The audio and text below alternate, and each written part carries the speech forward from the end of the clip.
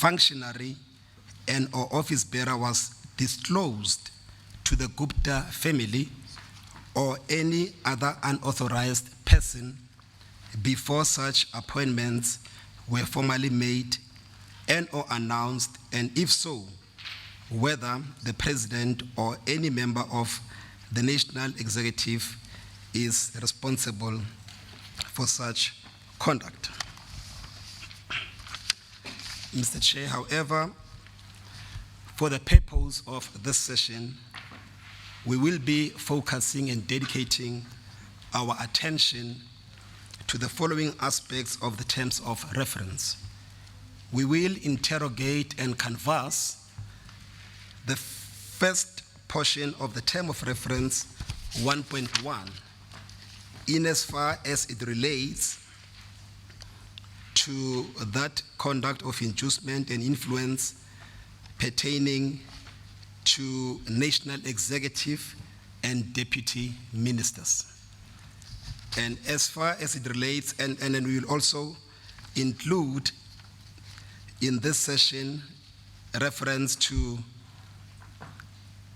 deal and investigate the veracity of the allegations that the former Deputy Minister of Finance, Mr. Mcebisi Jonas and Ms. Mentor were offered cabinet positions by the Gupta family.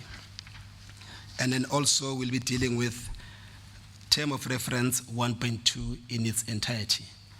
When it comes to term of reference 1.3, we will also be focusing mainly on those appointment or removals of the national executive. And those, Mr. Chair, in as far as the terms of reference pertains to office bearers and or functionaries and or the boards of the SOEs, that term of reference in its nature is very broad. Documents are still being collated and the investigations are still ongoing. In essence, Mr. Chair, that aspect of the term of reference will receive and be addressed not in this session or phase, but it will be given the attention in due course. Mr. Chair, in order to proper lay foundation to the evidence which will be adduced during the session by the witnesses which are called forward by the Commission, with your leave, we seek to briefly deal with an interpretation issue which has a direct relevance to the testimony of the witnesses we intend calling. We know, Mr. Chair, what the terms of reference 1.1, 1.2, and 1.3 expressly provides. What these terms of reference do not expressly provide is whether and or to what extent and by whom attempts were made through any form of inducement or for any gain of whatsoever nature to influence the removal of the national executive, deputy ministers, office bearers, and or functionaries employed by or office bearers of any state, institution, or organ of state, or directors of the boards of the SOEs. Equally so, Mr. Chair, you'll see that term 1.2 of the terms of reference does not expressly provide for the investigation pertaining to whether the former president had played any role in the removal of any member of government or organ of state or office bearers and or functionary employed by any state institution and or SOE. The question, therefore, Mr. Chairman, is whether terms of reference 1.1 and 1.2 should be interpreted literally, narrowly, and limited only to the investigations pertaining to the unlawful and illegal inducement and influence made in the appointments without properly interrogating the obvious consequences being the removals. It is our view, Mr. Chair, that the allegations in relation to the removal of government officials were directly investigated and dealt with in the report of the Public Protector. May we refer the Chair to the Public Protector's report, and we find comfort on page 29 with specific reference to paragraph 2.5 under the heading Key Allegations. The Public Protector recorded the following. It's on page 29, Mr. Chair. Paragraph 2.5.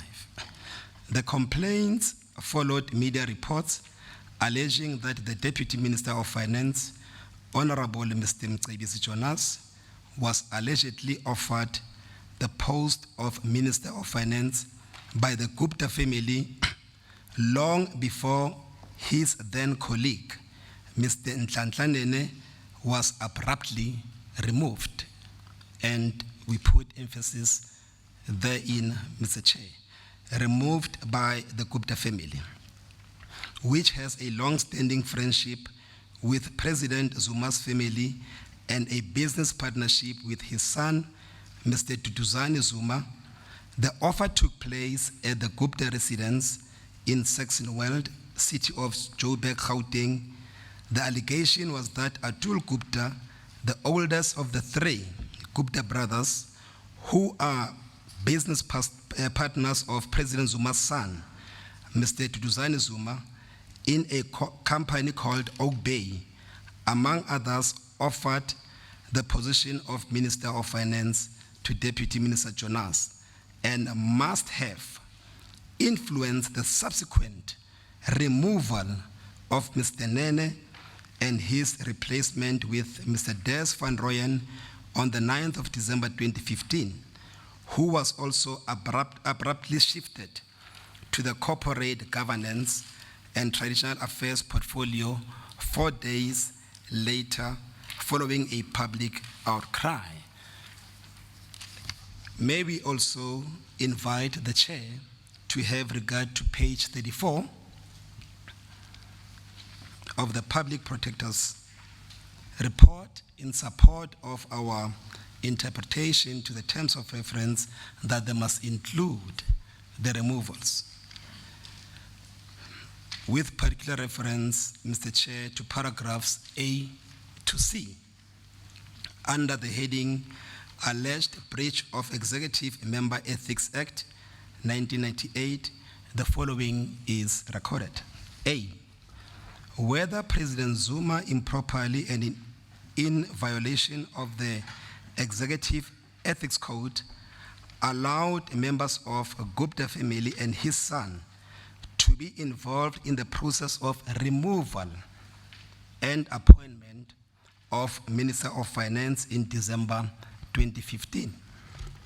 B, whether President Zuma improperly in violation of the Executive Ethics Code allowed members of the Gupta family and his son to engage or to be involved in the process of removal and appointing of various cabinet ministers. We also emphasize therein the words removal as recorded by the Public Protector.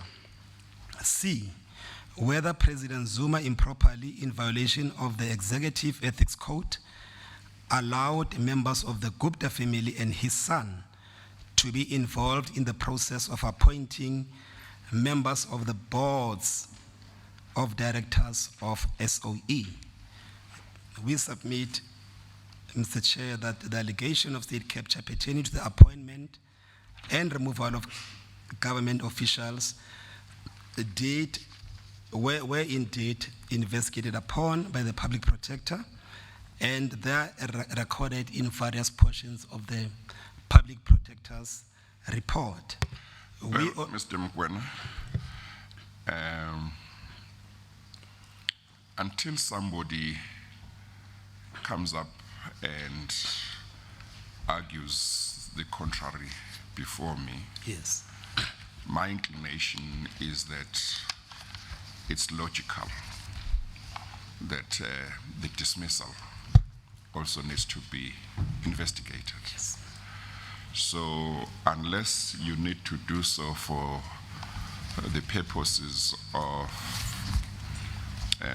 completeness in terms of your opening statement, you don't need to persuade me that the dismissal falls within. My prima facie view is that it does.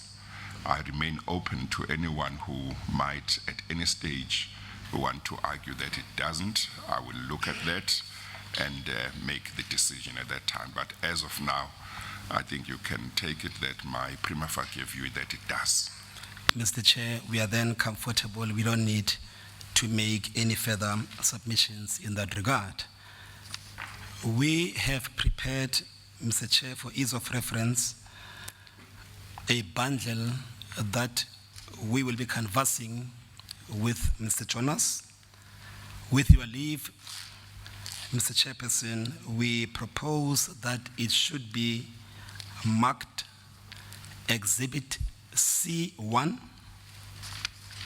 We further propose that additional documents which will be filed in relation to term reference 1.1, 1.2, and 1.3 should be marked chronologically from C2 until the last number.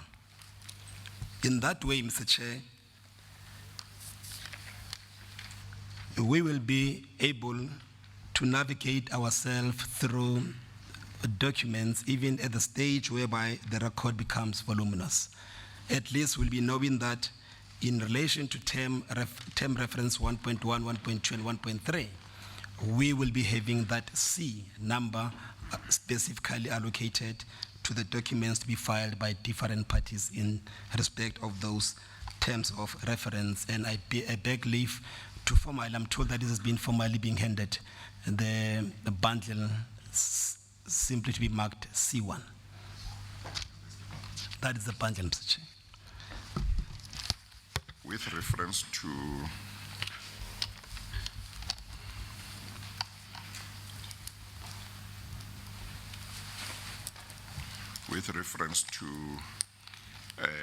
how other documents that will come under these terms of reference will be marked, of course, as and when they are being handed up, whoever does that will bear in mind what you have just said.